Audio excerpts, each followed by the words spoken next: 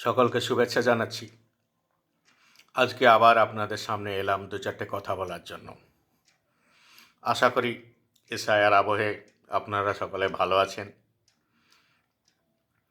যাদের নোটিশ এসছে তারা অবশ্য ব্যতিব্যস্ত, তাই তারা সত্যি ভালো নেই। ভালো আছে অল্প গুটিকতক মানুষ, কারণ বেশিরভাগ মানুষেরই এসআইআরের নোটিশ এসছে। কি যেন একটা বলছে, নতুন টার্ম লজিক্যাল ডিসক্রিপেন্সি নাকি। এটা আবার সবার মুখ দিয়ে বের হওয়া কঠিন, আমারও মাঝে মাঝে বেরোয় না, এমন একটা বিদঘুটে টার্ম। যাই হোক, তা সেই টার্ম দেখেই আমার দু চারটে কথা বলতে ইচ্ছে হলো, তাই আপনাদের সামনে এলাম। আপনারা অনেকেই জানেন আমি একটা ছোট্ট শহরে বাস করি, যার নাম বলাটা আমার পক্ষে খুব কঠিন। কেন জানেন তো? আদৌ ওই নামটার বানানটা কি আর উচ্চারণ কি আমি এখনো পর্যন্ত বুঝতে পারি না। যাই হোক, বাংলায় কোনো সমস্যা হয় না, বাংলায় ওর নাম বহরমপুর। এটা কিন্তু সেই উড়িষ্যার বহরমপুর নয়, এটা হচ্ছে পশ্চিমবঙ্গের মুর্শিদাবাদ জেলার বহরমপুর, যাকে ইংরেজিতে অনেক সরকারি কিংবা বেসরকারি অফিসে বিভিন্নভাবে বানানটা লেখা হয়। এটা আমরা লক্ষ্য করেছি, তাতে সরকারি হোক আর বেসরকারি হোক। কী কী বানান লক্ষ্য করেছি দেখুন। প্রথম হচ্ছে BERHAMPORE, আবার কেউ লেখে BERHAMPUR, বরহমপুর অথবা বরহমপুর। আবার কেউ লিখে বহরমপুর, BAHARAMPUR, বহরমপুর। বাংলা বানানটাকেই যেমন হওয়া উচিত সেরকম লিখে। আবার কেউ লিখে BHARAMPUR।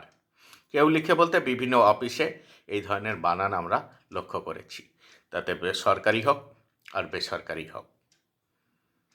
আবার বিভিন্ন ওয়েবসাইটে, অ্যাপসে, যেগুলোতে আপনার ঠিকানা লিখতে হয়, ওখানে লাগানোই থাকে ঠিকানাগুলো, মানে সেট করতে হয়, অপশানগুলো চুজ করতে হয়। সেই সমস্ত জায়গায় দেখি বিভিন্ন রকম বানান লেখা থাকে। এবার বলুন তো, এই বহরমপুর শহর এসআইআরে বাদ যাবে না? লজিক্যাল ডিসক্রিপেন্সিতে পড়বে না? কোন বানানটা আপনি ঠিক লিখবেন বলুন তো? আপনি জানেন কোনটা ঠিক? আপনি জানেন না, আমরাও জানি না।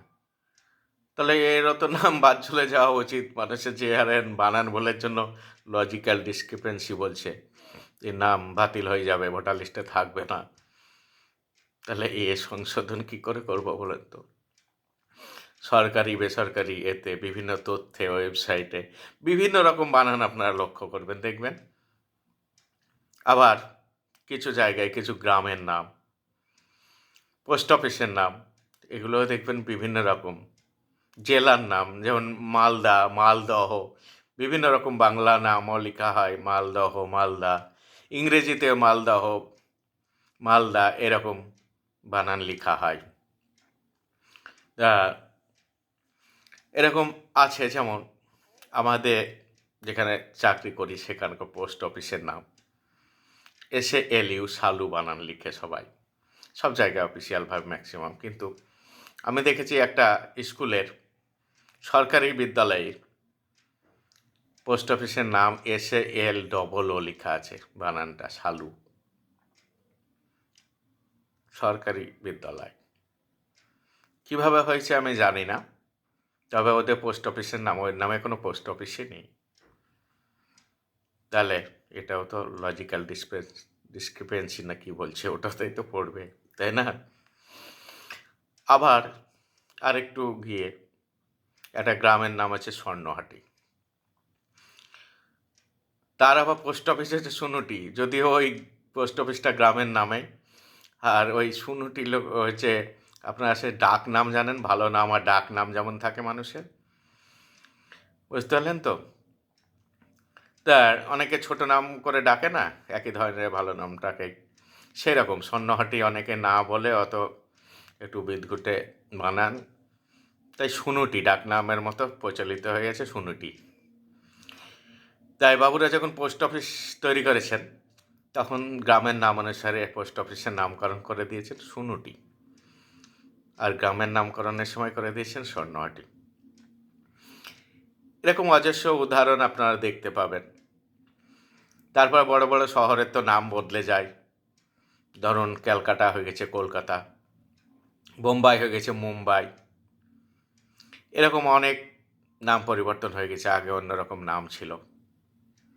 এগুলো তো লজিক্যাল ডিসক্রিপেন্সিতে পড়বেই। এদেরও তো ভোটার লিস্টের মতো অস্তিত্ব হয়তো থাকবে না, আমার তো তাই মনে হয়েছে। আপনারা কি মনে হয় আপনাদের মতামত দিয়ে জানাবেন। খুব ভালোই আছি এসআইয়ের আবহে, নোটিশ এখনও আসেনি, তবে আসবে। আমারও ত্রুটি আছে একটু, তা যাই হোক, আসলে জবাব দিতে হবে, যা ডকুমেন্টস আছে তাতেই, না হলে বললে বাংলাদেশ চলে যেতে হবে। আর কি করব বলুন। সবাই ভালো থাকবেন, সুস্থ থাকবেন।